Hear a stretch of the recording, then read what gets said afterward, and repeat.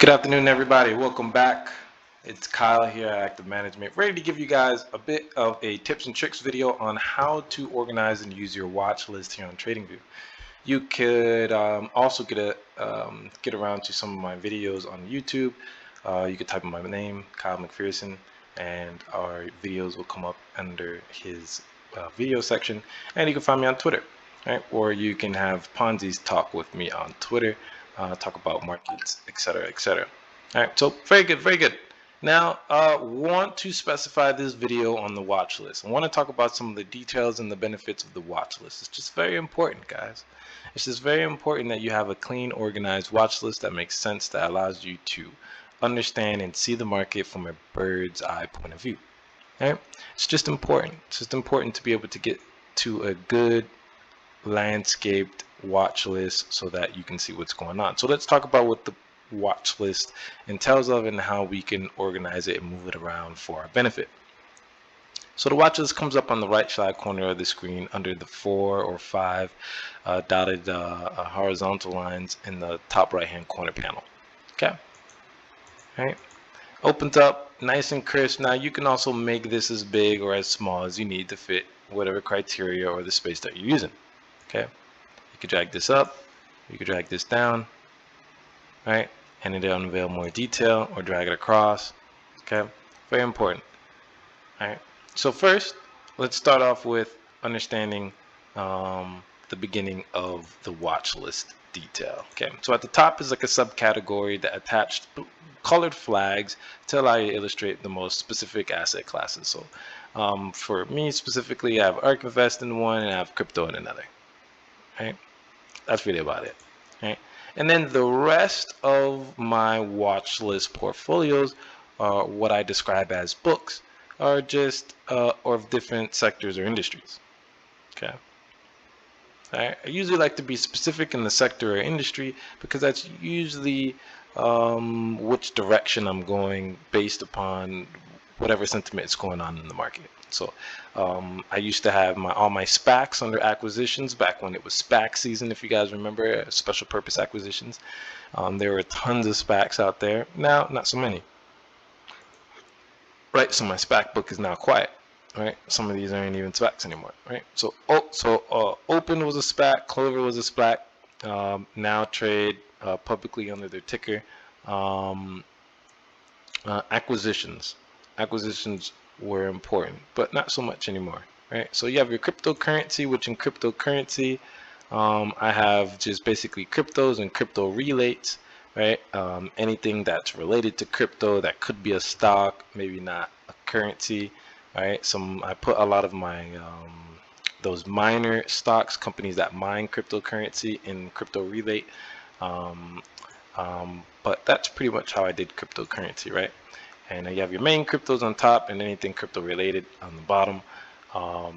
Cryptocurrency, very important place to keep the main ones in one section and then all the altcoins in another, or so. You could do something like that as well, right? So very good. But you want to be able to set up and organize these sectors and or industries. So it's very easy to do, guys. So we're going to create one new one here. Create new. And we'll call this consumer. We'll say consumer durables. Make it easy. I think I already have a consumer durables in there. I have consumer services, so perfect. Yeah, close enough. All right.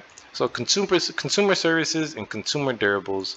Now we got consumer durables in there, and we can always go into TradingView and find consumer durables stocks, or do how I end up doing. I wait until I end up researching and I stumble across a stock in consumer durables, and then I add it to the consumer durables list.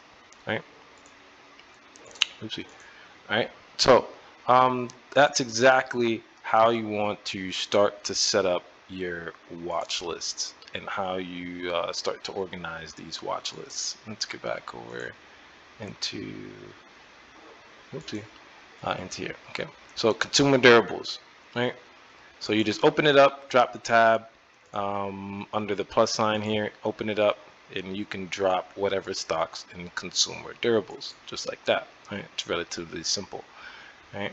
It's not too shabby, right? So you have your consumer durables are now in there, and then you can add whatever stock that's a consumer durables right from here.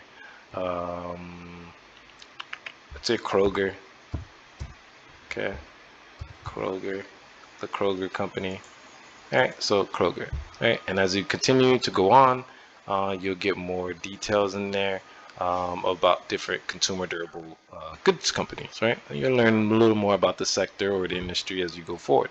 Right? It's very important, right? So the best way is to just learn of the different companies as you do research, and or you can go into sectors and industries and you're researching and you come across a few stocks that you're interested in putting in their appropriate book, and then go ahead and add them in there. So there's a bunch of different companies if you're in consumer services or commercial services or consumer non-durables, etc., etc. You'll be able to find this section very easy to organize, right? Consumer durables. There you can go in consumer durables and find stocks in consumer durables, right? Arlo, you put Arlo in there.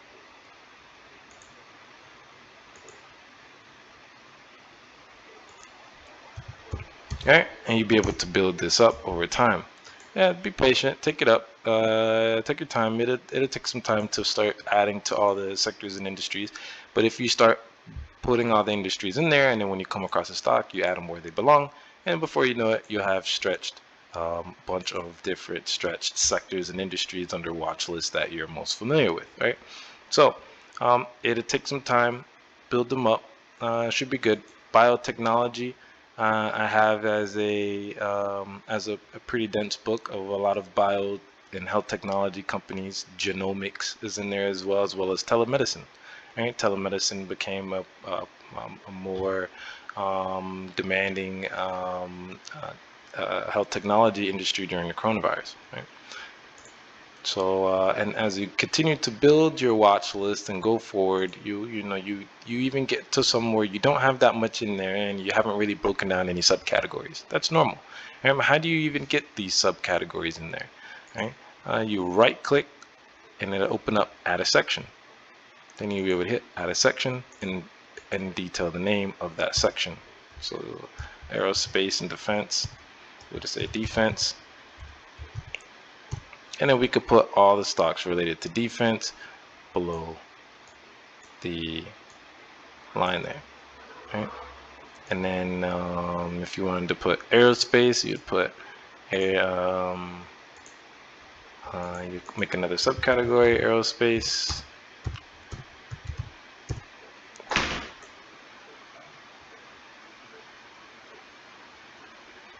And then you will have it right there. You got your Virgin Galactic, you got Boeing.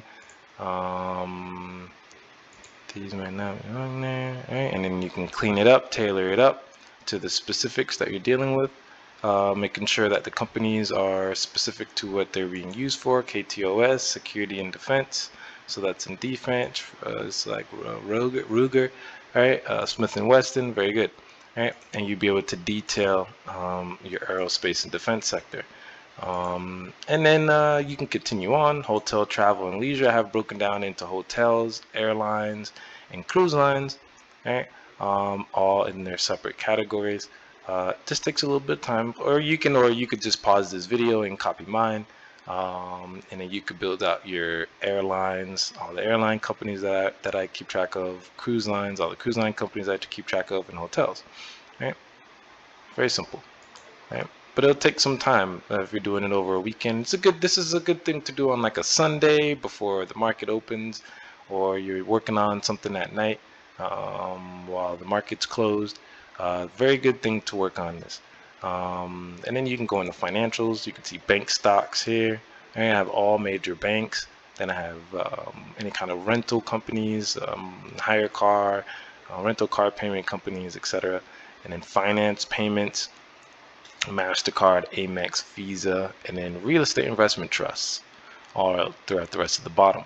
Right? So you want to break down these industries into areas you're familiar with If you're not familiar with a sector or industry, you just have to do a little bit of research, because a lot of those answers are given to you.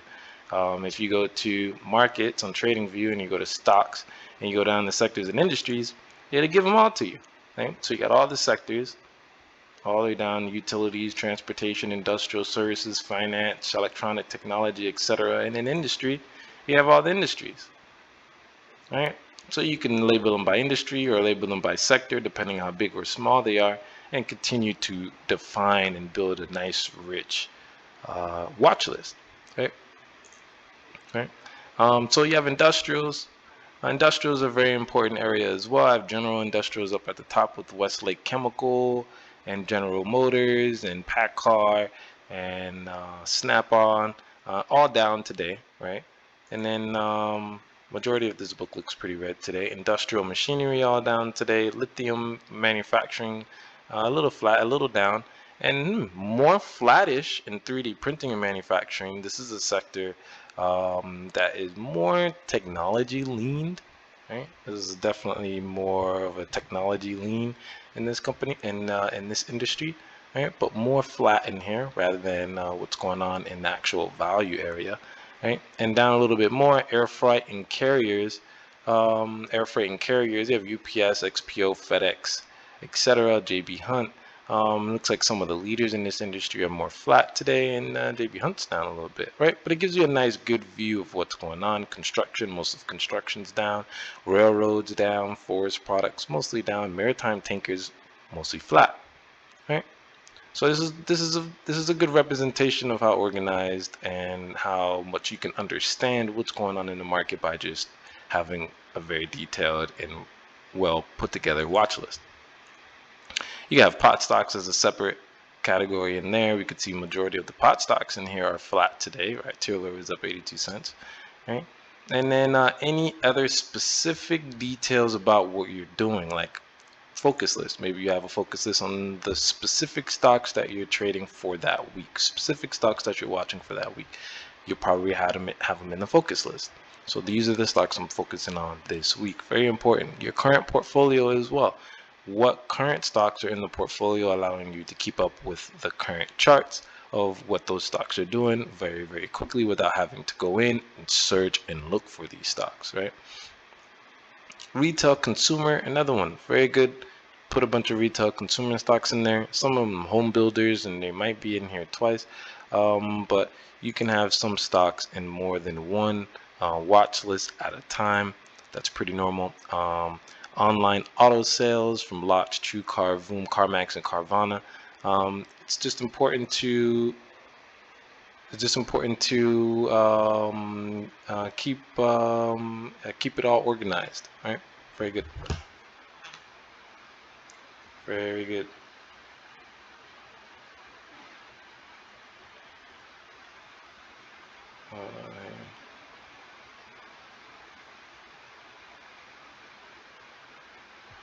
Okay, very good. And discount stores here at the bottom as well, right? Discount stores, very good. Right, you'll be able to keep up with what's going on in the retail consumer area as a total. Tech and internet service,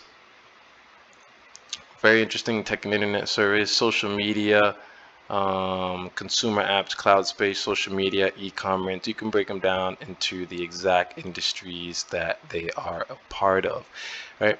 And in this way, when they do change their interest, when investors do change their interest, you'll see some, maybe social media will be down as a collective sector, as a collective industry. Maybe consumer apps will be down as a collective industry. Maybe they're all up at the same time, right? But more tech is doing well, right? As we can see, technology is doing pretty fair today in comparison to maybe hotel, travel, and leisure is doing pretty fair today. And then if you come into industrials, then you see, oh, a lot more red days in the industrials, especially construction and industrial machinery, and industrial general at the top, right? So this is a good bird's eye view of understanding what's going on in the market. This is a very important way to be able to get a good understanding of that clean energy as well as a solid sector. So not doing too bad today. Some of the solar leaders are down a little bit today. right? But it's a good observation. It's a good way to understand what's going on.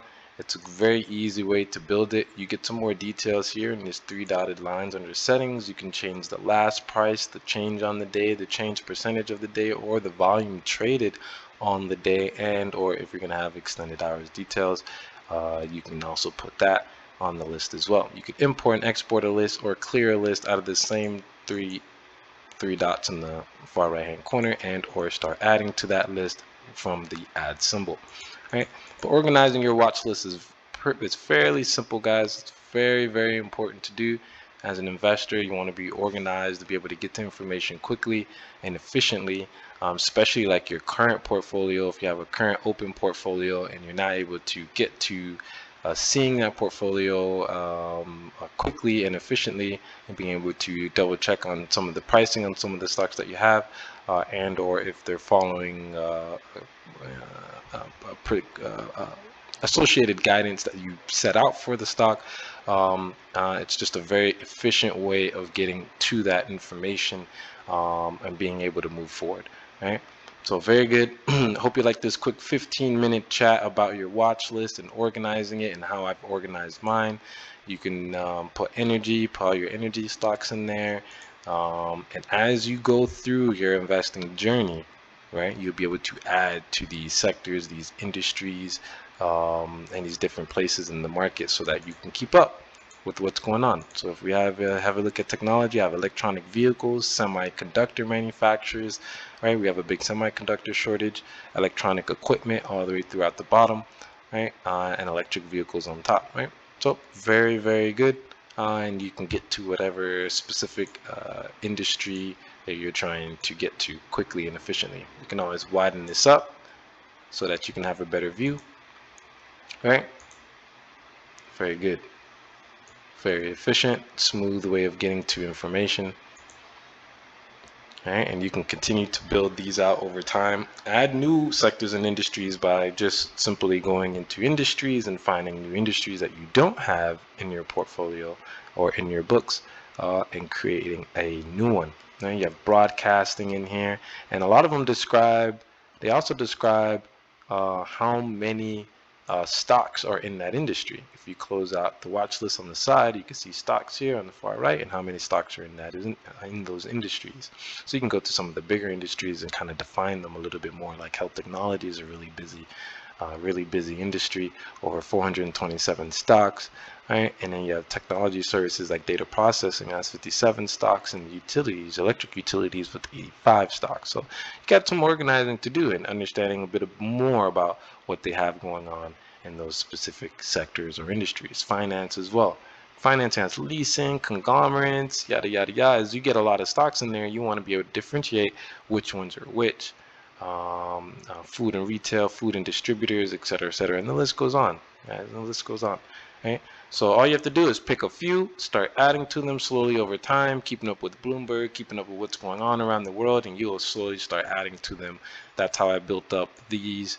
I don't really go out and just go into a sector industry and just put a bunch of stocks in there because they're not specific to what I want to track. You want to get stuff that you want to track, that you're interested in tracking, not just putting a bunch of random stocks in a book and then not having any use for it later, right? So hope everybody enjoyed the chat. If you like this video, go ahead and drop a like. That would be nice. Maybe have a comment, maybe something you want to add. I hope everybody has a good trading day today on June 7th, 2021, and we'll talk again soon.